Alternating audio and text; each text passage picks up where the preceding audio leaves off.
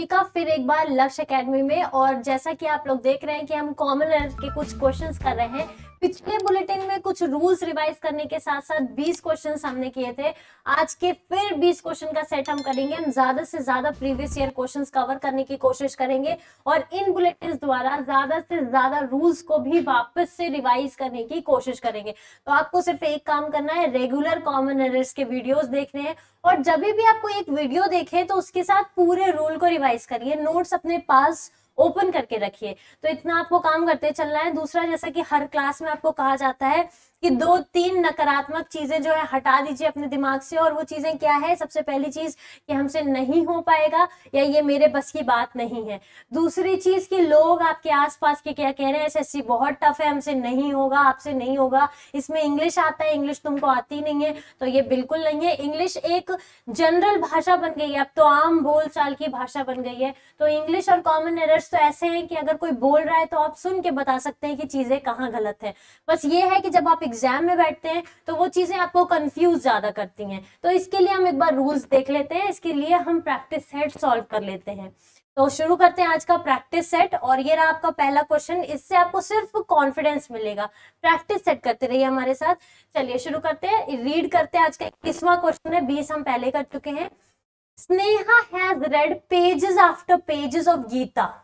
ध्यान से देखिए, अगर आप देख रहे होंगे स्नेहा, तो स्नेहा जो है हमारी, स्नेहा क्या की है? पेजेस आफ्टर पेजेस पढ़ी हैं। तो पेजेस आफ्टर पेजेस को बहुत ही ध्यान से देखिए। गलती वहीं पर है, पहले बता दिया जा रहा है आपको कि गलती कहाँ है, क्योंकि ऑफ गीता में कोई गलती नहीं है, स्नेहा ने रीड किया तो कोई गलती नहीं है। तो पेजेस आफ्टर पेजेस में स्नेहा ने क्या गलती की? कभी भी दो सेम नाउन एक प्रीपोजिशन से जुड़े हुए हैं, एक जल्दी देखिए आफ्टर से जुड़े हुए हैं, दो सेम नाउन। तो जब सेम नाउन है, हमने रूल में भी देखा था, डोर्स टू डोर्स की बात की थी, विलेजेस आफ्टर विलेजेस की बात की थी। तो मैंने कहा था कि ये चीजें जो हैं वो गलत हैं। क्यों गलत हैं? जब सेम नाउन की बात की जाए तो वो क्या होंगे? दोनों सेम नाउन सिंगुलर रहेंगे। तो वहां पे भी हमने डिस्कस किया था कि विलेजेस आफ्टर विलेजेस गलत है, हम क्या कहेंगे? Village after village. तो ये एस जो है वो नहीं रहेगा। सेम डोर टू डोर कहेंगे, ना कि डोर्स टू डोर कहेंगे। तो यहाँ पे जो एरर है वो आपके पार्ट बी में है। Part B has the error. और क्या एरर है? पेजेस आफ्टर पेजेस नहीं होंगे, ये क्या होगा? Page after page, page after page. तो ये आपका पहला क्वेश्चन खत्म होता है। रूल ध्यान से याद रखिएगा, जब कोई सेम नाउन रहना चाहिए। जब डिफरेंट नाउन हो तो कोई बात नहीं, तब वो सिंगुलर भी हो सकते हैं, प्लूरल भी हो सकते हैं, कोई दिक्कत नहीं है। पहले वाले का जो है हम वर्ब लेते हैं। तो यहाँ पे जब सेम नाउन जुड़े हो तो हमेशा उसको क्या होना है? सिंगुलर होना है, तब ये एस नहीं रहेगा। तो ये हो गया आपका पहला क्वेश्चन, एकदम क्विक सा। बढ़ते हैं अगले क्वेश्चन की तरफ। Arms was given to the beggar. ध्यान से देखिए, हम सब ने बहुत बार इस वर्ड को देखा है और इससे रिपीटेड क्वेश्चंस आए, चाहे वो बैंक हो चाहे एसएससी हो। तो आर्म्स क्या है? आर्म्स जो है, गरीबों को जो दान है, वो हमेशा किस सेंस में यूज किया जाता है? प्लूरल सेंस में यूज किया जाता है। और जब ये प्लूरल सेंस में यूज होगा तो ये जो वर्ब होगा ये इसका क्या होगा? प्लूरल होगा। आर्म्स वेर गिवन, तो आर्म्स वॉज नहीं, arms were given to the beggar ही सही होगा। तो आपका जो गलती है वो पार्ट ए में है। और पार्ट ए में गलती क्या है? That you have to replace was is wrong and you have to use were. arms were given to the beggar। एकदम 30 सेकंड में हमने क्वेश्चन कर लिया। और आपको ध्यान देने वाली बात है, इस वर्ड, ये इतना रिपीटेड वर्ड है, ये प्लूरल ही माना जाता है और उसको प्लूरल सेंस में ही यूज किया जाता है। बढ़ते हैं अगले सेंटेंस की तरफ। अगला सेंटेंस 23rd ये है आपका, वेन एवर सोहन, जब ही भी Sohan goes to Mumbai he stays in 5 stars hotels. ध्यान से देखिए, वेन एवर सोहन, तो पार्ट ए जो है आपका जब भी सोहन। कोई गलती नहीं है। गोज टू मुंबई, अब सोहन जो है वो आपका सिंगुलर है, तो उसके साथ गो ना यूज करके गोज यूज किया जो कि सिंगुलर वर्ब है, तो कोई दिक्कत नहीं है। सिंगुलर नाउन के साथ सिंगुलर वर्ब है, तो पार्ट बी में भी कोई गलती नहीं है। ही स्टेज, पार्ट सी में आपका ही स्टेज है, तो ही के साथ है, ही लगा है, तो सोहन बॉय है, ही लगा है, कोई गलती नहीं है। ही सिंगुलर है इसलिए स्टे नहीं स्टेज लगा है जो कि सिंगुलर वर्ब है, तो फिर से कोई गलती नहीं है। पार्ट डी की तरफ बढ़ते हैं। पार्ट डी को ध्यान से पढ़िए। 5 स्टार्स होटल्स, 5 स्टार्स होटल्स, जब भी हाइफनेटेड, देख लीजिए हाइफनेटेड प्रॉपर नाउन, ये नाउन है हाइफनेटेड, यहाँ पे 5 स्टार्स नहीं, 5 स्टार होटल। आपको पता है 5 स्टार होटल्स स्टार्स नहीं होता है, 5 स्टार बोलते हैं आप लोग हमेशा। जब भी एक न्यूमरल से प्रिसीड होता है, ये एक नंबर से प्रिसीड होता है, ये हमने बहुत बार देखा है। जब भी एक न्यूमरल से कोई भी नाउन प्रिसीड होता है तो उसके साथ हम ये सब नहीं यूज करते हैं, तो स्टार्स नहीं स्टार होगा। तो आपका जो आंसर है वो है डी, पार्ट डी में गलती है आपकी। चलिए बढ़ते हैं अगले सेंटेंस की तरफ। अगला सेंटेंस ये रहा, the company has ordered, company ने ऑर्डर किया some new equipments. The company, part A है आपका द कंपनी, कोई दिक्कत बिल्कुल नहीं, ये सही है। पार्ट बी देखते हैं। कंपनी सिंगुलर की बात की गई तो हैज यूज किया, कोई दिक्कत नहीं है, तो ये भी सही है, कंपनी ने ऑर्डर किया। पार्ट सी में देख लीजिए, some new equipments, some new equipments, ध्यान से देखिए इक्विपमेंट्स को, जब हम इंस्ट्रूमेंट्स की बात नहीं कर रहे हैं, इक्विपमेंट्स की बात कर रहे हैं, सॉर्ट ऑफ अनकाउंटेबल नाउन है, तो यहाँ पर ये एस जो है वो आपका नहीं होगा। आपको पता है अनकाउंटेबल नाउन हमेशा सिंगुलर सेंस में यूज होते हैं, तो यहाँ पे जो आपका मिस्टेक है वो है इक्विपमेंट्स का इक्विपमेंट। बिल्कुल क्विक फास्ट चल रहे हैं, हमको ज्यादा बात नहीं करनी, हमको सिर्फ क्वेश्चन कवर करने हैं, तो जो गलती है वो पार्ट सी में है, तो आपका आंसर है पार्ट सी, इक्विपमेंट्स नहीं इक्विपमेंट होगा। बढ़ते हैं अगले क्वेश्चन की तरफ। अगला सेंटेंस आपका ये रहा 25th, he was advised to take 2 spoonful of medicine 3 times a day।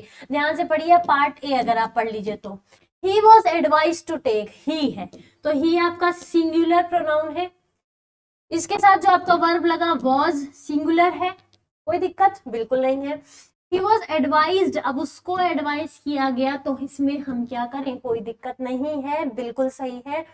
उसको एडवाइस किया गया, क्या एडवाइस किया गया, to take, to take, to consume, take यहाँ पे क्या है, टू कंज्यूम है, तो इसमें कोई दिक्कत नहीं है, तो पार्ट ए आपका बिल्कुल जो है सही जा रहा है। बढ़ते हैं पार्ट बी की तरफ।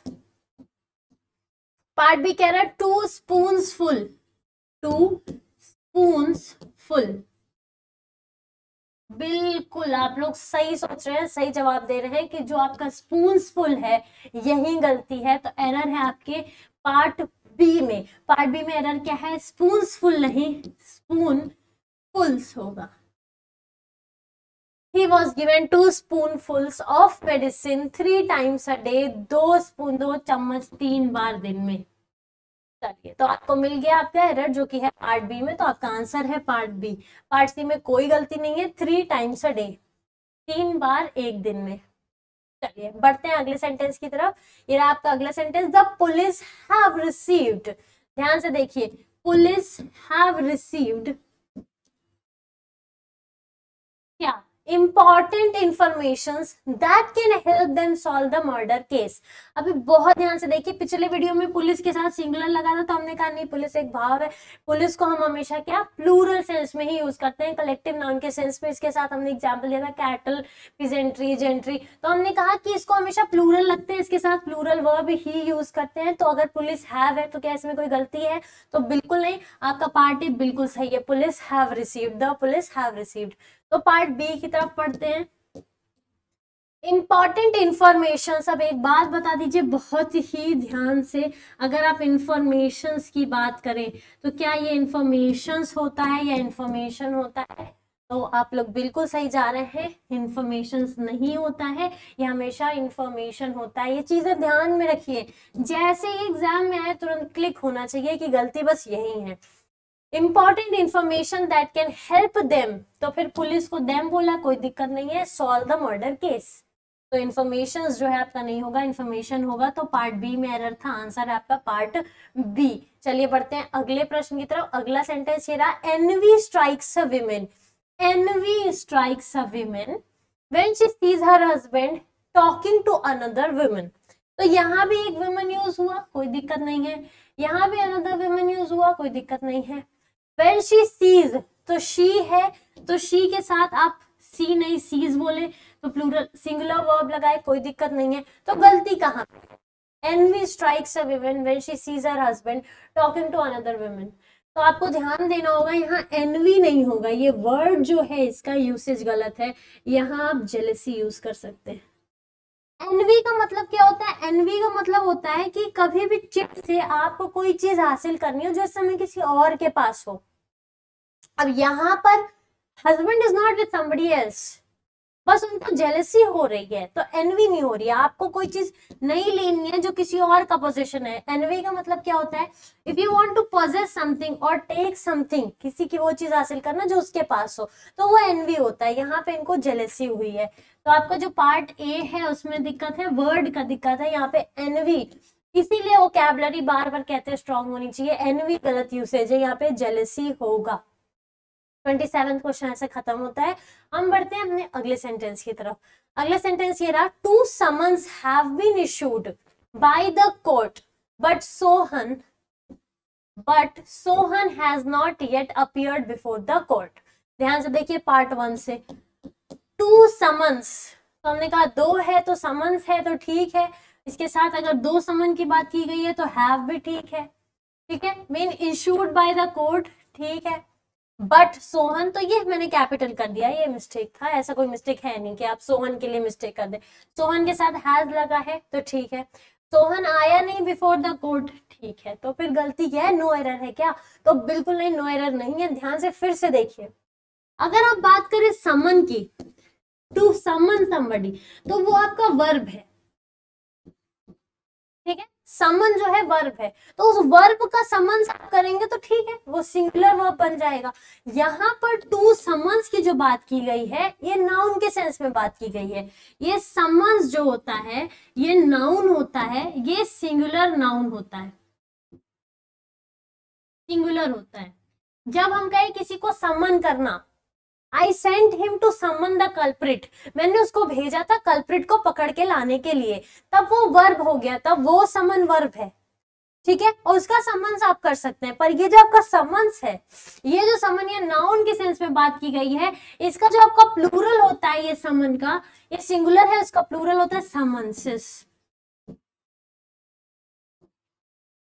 तो इसका प्लूरल यहाँ पर ये वाला नहीं होगा, बल्कि एक और यस लग जाएगा, समन, ठीक है। Two summonses have been issued. तो आपका प्रॉब्लम कहाँ है? आपका प्रॉब्लम है पार्ट ए में, समन्सेस हैव बीन इशूड, ठीक है। तो यस, वो नाउन का जब चेंज हुआ है तो यहाँ नाउन का चेंज हुआ है। ये बढ़ गया हम अपने अगले सेंटेंस की तरफ।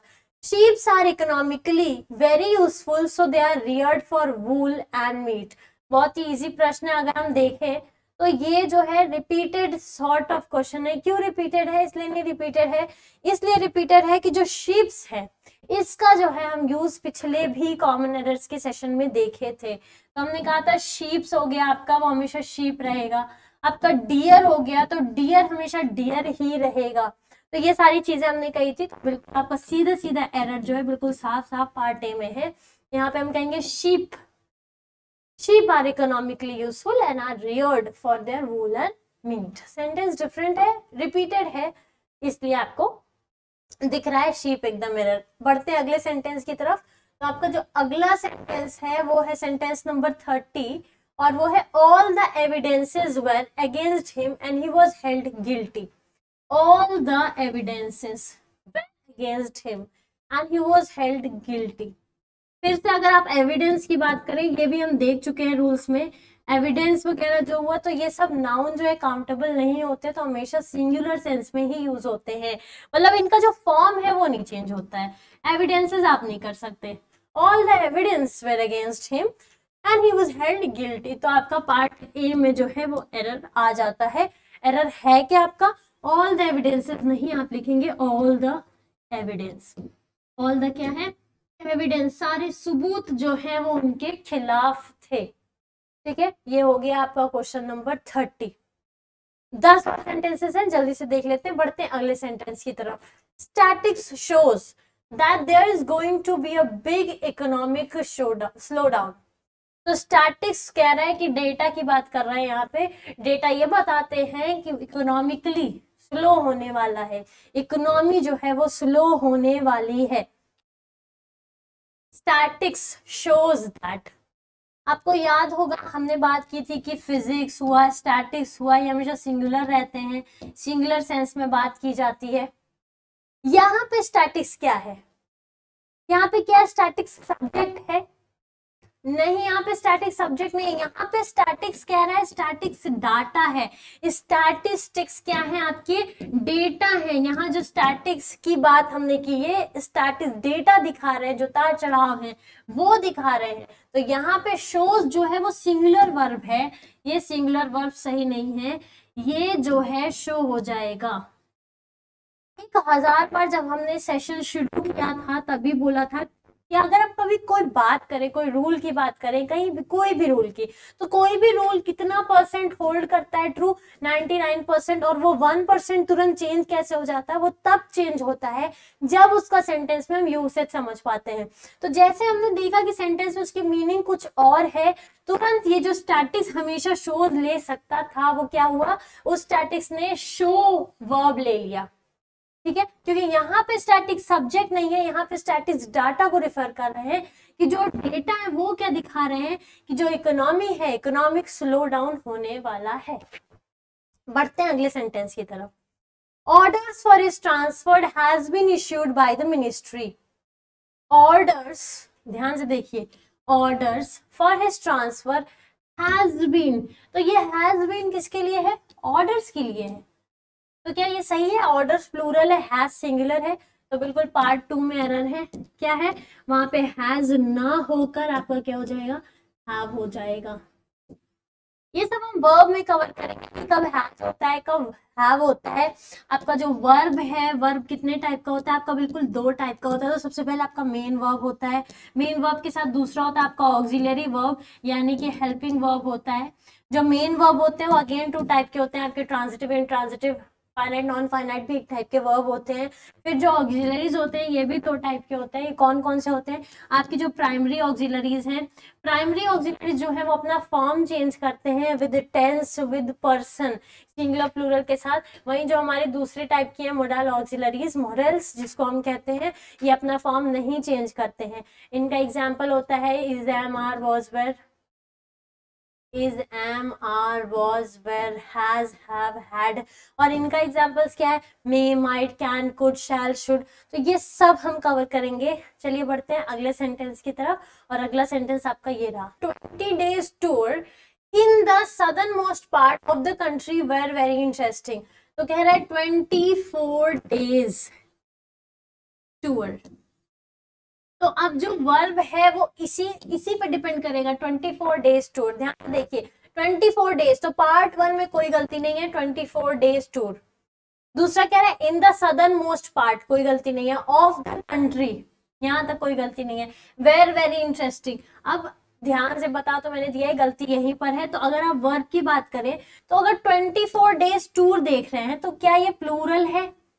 टूर एक तरह का पैकेज है, एक टूर की बात की गई है, कई सारे टूर्स की बात नहीं की गई है। तो जो आपका वर्ब है वेर, ये यहाँ पे गलत है। 24 days tour was very interesting, तो ये है आपका एरर। एरर था आपका पार्ट 3 में, वर नहीं होगा और वहां पे क्या होगा?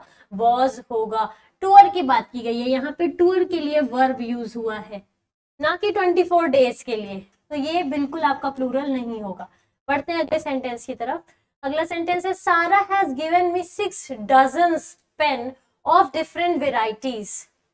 सारा हैज गिवन, पार्ट 1 में कोई गलती नहीं है, सारा ने दे दिया, तो पार्ट 1 आपका सही है। मी 6 डजन्स पेन्स, 6 डजन्स पेन्स, बिल्कुल बिल्कुल सही कह रहे हैं आप लोग। बिल्कुल न्यूमरल से प्रिसीड कर रहा है, न्यूमरल से जब भी प्रिसीड करेगा तो बिल्कुल आपने सही सोचा, डजन्स नहीं होगा, ये क्या हो जाएगा? आपका डजन हो जाएगा। स्कोर्स था पिछले एरर में, स्कोर्स का भी हमने स्कोर किया था, तो पार्ट 2 में आपकी गलती है, डजन्स ना होकर ये क्या होगा, डजन होगा। She has given me 6 dozen pens of different varieties। तो ये आपका सही सेंटेंस। बढ़ते हैं अगले सेंटेंस की तरफ। All the girls students of the college are advised to sit in the girls common room। ध्यान से देखिए, बिल्कुल इसमें कई सारी चीजें इंक्लूडेड हैं सेंटेंस में, पर अगर आप सेंटेंस पढ़ रहे हैं तो पढ़ के ही एरर स्पॉट कर सकते हैं। चलिए बढ़ते हैं पार्ट ए के साथ। सेंटेंस का पार्ट ए कह रहा है all the girls students, all the girls, बिल्कुल बिल्कुल आपने सही सोचा। जो एरर है वो सबसे पहले आपके पार्ट 1 में ही है, तो कहीं और जाने की जरूरत नहीं है। ये गर्ल्स स्टूडेंट्स क्या है, तो ऑल द गर्ल्स स्टूडेंट्स, बिल्कुल आपने सही सोचा, गर्ल्स स्टूडेंट्स नहीं, गर्ल्स स्टूडेंट सही होगा, ये गलत होगा। आगे और भी पार्ट्स देख लेते हैं सेंटेंस के। तो बी में कह रहा है of the college are advised, कोई दिक्कत नहीं है। टू सिट इन द, कोई दिक्कत नहीं है। सेंटेंस पार्ट डी में कह रहा है गर्ल्स कॉमन रूम, तो गर्ल प्लूरल है, गर्ल का प्लूरल गर्ल्स, गर्ल प्लूरल के बाद आप अगर वो लगा पॉजिटिव बनाना चाहते हैं तो एस के बाद एपोस्ट्रोफी यूज करते हैं, तो ये भी सही है। तो पार्ट डी भी आपका सही है। बढ़ते हैं अगले सेंटेंस की तरफ। पार्ट ए इसमें आपका गलत था। अगला सेंटेंस है majority of the women teachers are persuading the principal to consider their demands. ध्यान से सेंटेंस पढ़िए। पार्ट ए में देखिए मेजॉरिटी ऑफ किसकी बात हो रही है, वुमेन। वुमेन के बाद अगले सेंटेंस में कह रहा है वुमेन टीचर्स, तो कैसे टीचर्स प्लूरल और विमेन सिंगुलर। ध्यान से देखिए, आप सॉर्टिंग कोशिश कर रहे हैं, मनाने की कोशिश कर रहे हैं किसको, प्रिंसिपल को, टू कंसिडर देयर डिमांड्स। तो ऐसा प्लूरल की ही तो बात हो रही है, उनके डिमांड्स।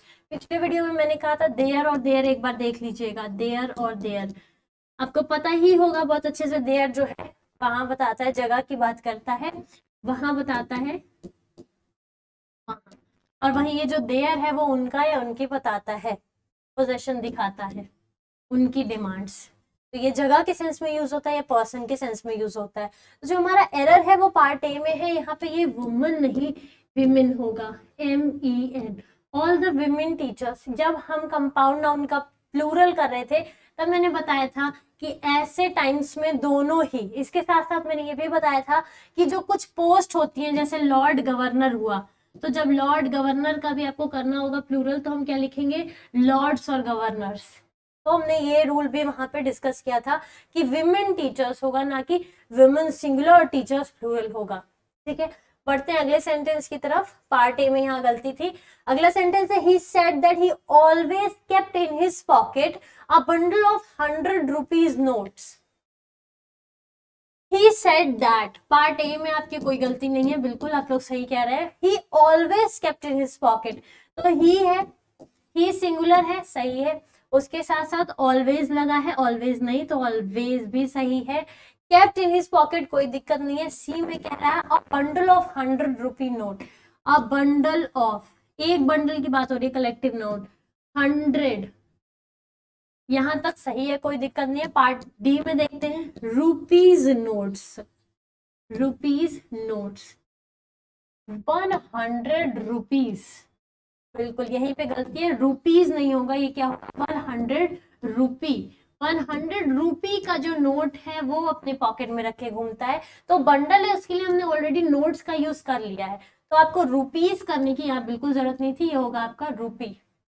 ये था एरर आपका पार्ट डी में। बढ़ते हैं अगले सेंटेंस की तरफ। ये आपका अगला sentence, he gave me 2 important informations I had been waiting for the previous 2 months। I had been waiting for the previous 2 months। Part A देख लेते हैं सबसे पहले। he gave me, तो आपका he है सब्जेक्ट, gave है वर्ब और me है ऑब्जेक्ट, कोई दिक्कत नहीं है, आई का ऑब्जेक्टिव केस यूज हुआ है। फिर है 2 इंपॉर्टेंट इन्फॉर्मेशन, बिल्कुल क्विक सा था ये, तो इन्फॉर्मेशन कभी नहीं होता है, इन्फॉर्मेशन ये होता है, तो पार्ट बी में गलती है, आपका इन्फॉर्मेशन नहीं इन्फॉर्मेशन होगा। आगे बढ़ते हैं अगले सेंटेंस की तरफ। हमको जल्दी बढ़ना है क्योंकि हमको वोकैब 10 जो है वो कवर करना ही है। देखिए लास्ट सेंटेंस आज का ये है, आई सॉ ओनली 5 पुलिस। ध्यान से देखिए, I saw only 5 police who were running after the bank robbers। तो बैंक की रॉबरी करके कुछ रॉबर्स भागे थे, उनके पीछे 5 पुलिस दौड़ रही थी। तो आपको पता है पुलिस जो है इस सेंस में नहीं यूज होती है कि हम उसके आगे न्यूमरल लगाए, वो ऑलरेडी प्लूरल सेंस में होती ही है। तो हम यहाँ पुलिस नहीं क्या यूज करेंगे, 5 पुलिस मैन। ठीक है, तो आपके जो पार्ट बी है उसमें गलती है, पुलिस का सेंस ऐसे यूज होता है, पुलिस का सेंस आपके प्लूरल सेंस में यूज होता है, वो एक तरह से टोटल कलेक्टिव नाउन होते हैं। ये जो 5 है इसके लग जाने से हम पुलिस ना लिखकर इसको क्या लिखेंगे, 5 पुलिस मैन। चलिए आगे बढ़ते हैं, अब हम लोग वोकैबुलरी सेशन की तरफ। जो आज का कॉमन एरर्स है वो यहीं खत्म होता है। आपका जो वोकैबुलरी है, पहला वर्ड है क्वेर्क, क्वेर्की, व्यवहार में छल। क्वेर्की क्या होता है इसको देख लीजिए ध्यान से। मीनिंग है एक स्ट्रेंज या अजीब आदत, स्ट्रेंज हैबिट। सिनोनिम्स है इरेगुलरिटी या फिर ट्रेट, अजीब सा ट्रेट, ट्रेट भी एक हैबिट ही होती है और ये अजीब है ट्रेट। तो इसका एंटोनिम स्ट्रेंज नहीं, नॉर्मल।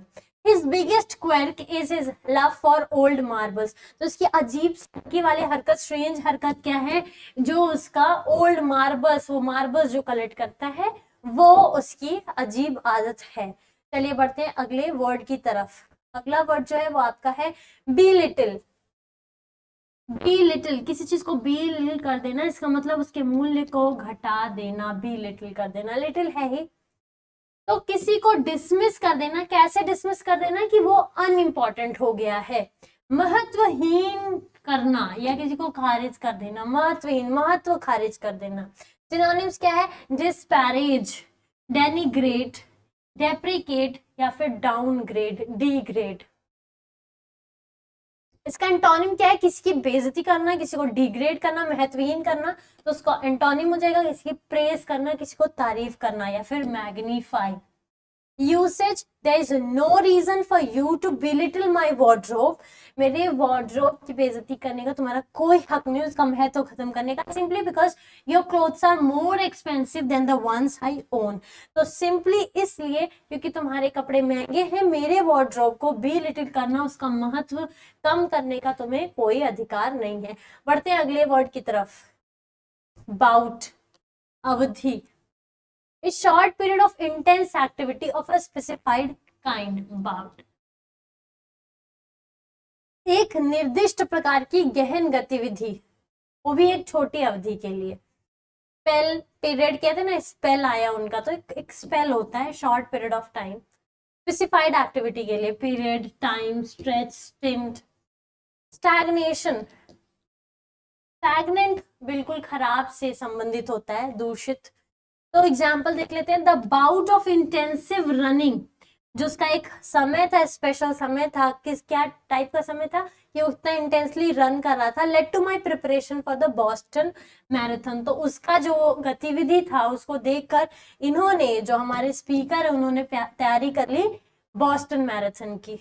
तो क्या था, the bout of intensive running, वो जो शॉर्ट पीरियड था उनका इंटेंसिव रनिंग का, उसको देखकर इन्होंने बॉस्टन मैराथन की तैयारी कर ली। बढ़ते हैं अगले वर्ड की तरफ।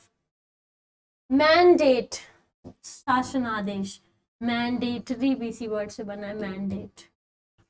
N official order or commission to do something, it was made mandatory, मतलब उनके लिए कंपल्सरी कर दिया, एक ऑफिशियल ऑर्डर आ गया, कुछ करने के लिए एक आधिकारिक आदेश या आयोग से जो भी आदेश आ गया। सिनोनिम, इंस्ट्रक्शन, डायरेक्टिव, डायरेक्ट करना, किसी को डायरेक्शन देना। डिक्री, डिक्री भी एक तरह से ऑर्डर या कमांड होता है, और कमांड। एंटोनिम क्या होता है कि आप किसी को डिस्करेज करें, ऑर्डर दे करने के लिए, या फिर डिस्करेज कर दे कि आप मत करो। इसका एग्जाम्पल क्या है, somebody has given that mandate, it was governor's mandate to सारे घर गिरा देना, to break down those houses on the road sides just because they were illegal। तो ये सारे एग्जाम्पल्स हैं। तो आपको ध्यान देना है, मैंडेट से ही क्या आता है, मैंडेटरी आता है। तो मैंडेटरी क्या होता है आपका, कंपल्सरी। चलिए बढ़ते हैं अगले वर्ड की तरफ। अगला वर्ड है आपका ये रैटिफाई। आपको याद होगा जब हम इंडिया बांग्लादेश की बात कर रहे थे तो मैंने एक वर्ड यूज किया था, रैटिफिकेशन, रैटिफाई, रैटिफिकेशन। तो इसीलिए ये वर्ड यूज किया गया है। ये वर्ड अक्सर एग्जाम में आता है, रैटिफाई, किसी चीज की पुष्टि कर देना। तो उसमें मैंने बताया था उस ट्रीटी में ये नहीं डिसाइड हुआ था कि क्या पार्ट बांग्लादेश के पास रहेगा, क्या पार्ट इंडिया के पास रहेगा। तो रैटिफिकेशन बाद में हुआ। तो रैटिफिकेशन मतलब साइन या फिर फॉर्मल कंसेंट देना, फॉर्मली ट्रीटी साइन कर लेना कि अब आधिकारिक रूप से ये संधि या समझौता हो गया है, औपचारिक सहमति हस्ताक्षर के साथ। सिनोनिम क्या है? कंफर्म, अप्रूव, सैंक्शन भी अक्सर बोलते हैं, एंडोर्स, ये दोनों वर्ड देखिए अच्छे हैं, एंडोर्स, एग्री टू। एंटोनिम आपका डिनाई कर देना, डिस्ट्रॉय कर देना, डिसएग्री कर देना, डिसअप्रूव या फिर डिसप्रूव। लॉज एंड स्टेट्समैन इसी सेंस में यूज होता है। The most part indicate and ratify but do not create. वो लोग इंडिकेट कर देते हैं, क्लियर कर देते हैं, पर कोई चीज क्रिएट नहीं करते हैं। जो पहले से है वो लोग वो चीज इंडिकेट करते हैं, उसको क्लैरिफाई कर देते हैं, पर कोई चीज क्रिएट नहीं करते हैं। बढ़ते हैं अगले वर्ड की तरफ। सर्वाइल, खुशामदी, eager to serve and please someone else in that way that shows a lack of respect for yourself। तो सर्वाइल का नेगेटिव ही वर्ड है कि मतलब किसी के इतना ज्यादा किसी की सेवा या खुशामदी करना कि आप अपनी सेल्फ रिस्पेक्ट भूल जाएं। देखिए हिंदी में मीनिंग, किसी ऐसे व्यक्ति की सेवा करने और उसे खुश करने के लिए उत्सुक हो जाना जो कि अपने ही सम्मान की कमी दर्शाता हो। वर्ड क्या है? सर्वाइल। कभी ऐसे मत करिएगा। First is you, when you're there your respect is there, तभी सबकी है। तो एब्जेक्ट या बेगरली सॉर्ट ऑफ बिहेवियर। और इसके एंटोनिम में कुछ लोग बहुत डोमिनेंट होते हैं, बिल्कुल रिस्पेक्ट ही नहीं करते, तो डोमिनेंट या फिर अग्रेसिव सॉर्ट ऑफ बिहेवियर इसका ऑपोजिट होता है, सर्वाइल वर्ड है। तो ना आपको डोमिनेंट बनना है ना सर्वाइल बनना है, न्यूट्रल रहिए, बिल्कुल अच्छा है ये। Example, the vast majority of bond servants had been freed in the city and legally servile status largely abolished. तो उनका जो सर्वाइल स्टेटस था, उनका कौन सा स्टेटस था? बेगरली स्टेटस था, उनका एब्जेक्टेड जो स्टेटस था कि वो लोगों की क्या करते थे? सेवा करते थे, खुद की रेस्पेक्ट भूल के। बॉन्ड सर्वेंट्स कुछ बंधुआ मजदूर होते हैं, तो उनको फ्री कर दिया गया। चलते हैं अगले वर्ड की तरफ। आर्डुअस, बहुत अच्छा वर्ड है, बहुत रिपीटेड है ये, बहुत ही ज्यादा बार ये वर्ड आया आर्डुअस। कठिन या दुष्कर, डिमांडिंग एफर्ट और लेबर या फिर डिफिकल्ट। इसका सिनोनिम है एग्जॉस्टिंग, कोई भी चीज जो बहुत ही मेहनताना ले रहा हो, आपको थका दे रहा हो, बहुत मेहनत करने वाला कोई काम हो तो एग्जॉस्टिंग या ग्रूलिंग। और कोई भी चीज उसका ऑपोजिट है, बहुत ही फैसाइल सा है, इजी सा है। नीडलेस टू से mastering of foreign language is an arduous challenge. कोई भी फॉरेन लैंग्वेज, अभी आप फ्रेंच पढ़ने बैठ जाए क्योंकि आप शुरू से वो लैंग्वेज नहीं पढ़े हैं, तो ये कहने की बात नहीं है, इट इज नीडलेस टू से कि कोई भी फॉरेन लैंग्वेज को मास्टर करना एक आर्डुअस चैलेंज है, एक बहुत ही दुष्कर काम है, कठिन काम है। पढ़ते हैं अगले सेंटेंस की तरफ, अगले वर्ड की तरफ। तो अगला वर्ड है आपका ट्रोव। ये काफी यूज होता है, ट्रेजर ट्रोव। स्टोरीज को भी ट्रेजर ट्रोव कहते हैं, ट्रेजर का खजाने का जो कलेक्शन होता है उसको ट्रेजर ट्रोव कहते हैं।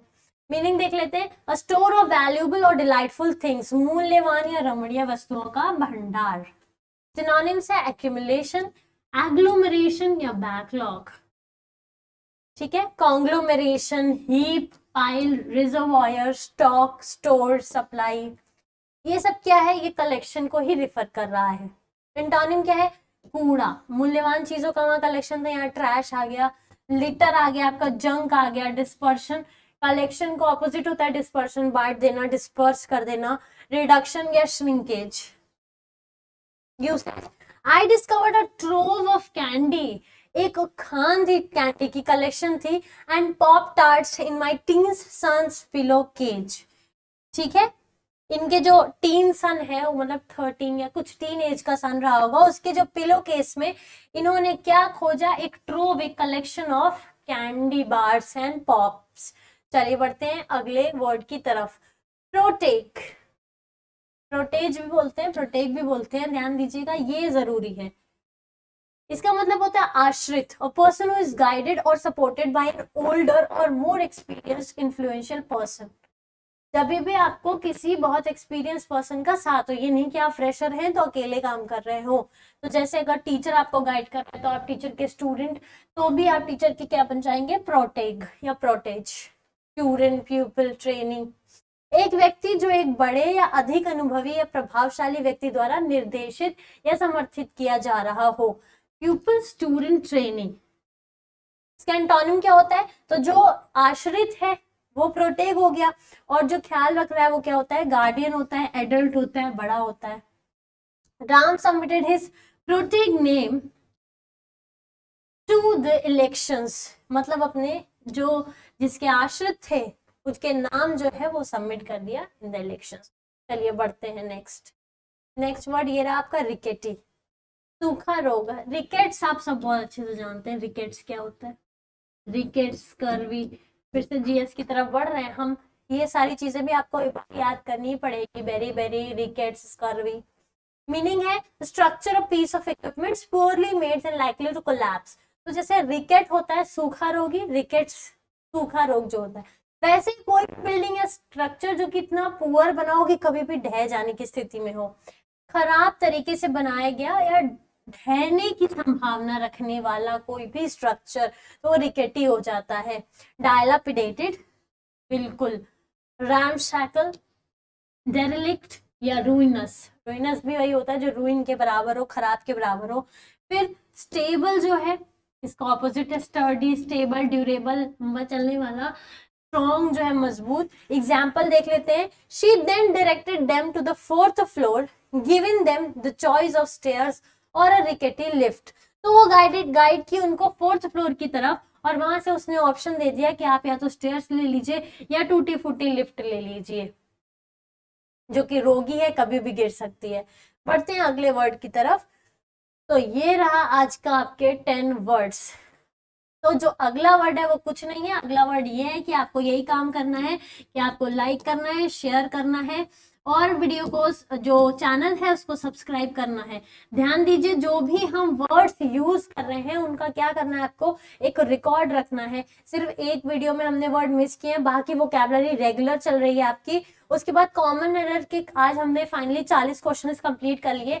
तो कहीं ना कहीं रखिए, कैसा होता है कि जब आपको एक तरह का सेंटेंस मिले, जैसे हमने कैटल का क्वेश्चन कर लिया या पुलिस का क्वेश्चन कर लिया, तो वहां पे लिखिए पुलिस है, पुलिस और पुलिस की तरह दिखने वाले और कौन कौन से शब्द हैं जो हमेशा प्लूरल होते हैं, प्लूरल के सेंस में यूज होते हैं। फिर ऐसे वोकैबुलरी है, वोकैबुलरी का मैंने आपको तरीका बताया, वर्ड रखिए, सिनोनिम रखिए, एंटोनिम रखिए। तो इससे कभी भी अगर एंटोनिम से कोई वर्ड आएगा तो आप देख सकते हैं कि वो कहाँ है, उसकी मीनिंग क्या है, या उसका सिनोनिम क्या है, या उसका एंटोनिम क्या हो सकता है। तो ये इससे इजी हो जाएगी पढ़ाई। रेगुलरली जब आप वीडियो देखेंगे तो वो क्लिक करेगा, आपको बिल्कुल मेहनत करने की जरूरत नहीं पड़ेगी। ठीक है, आज के वीडियो के लिए इतना ही, धन्यवाद।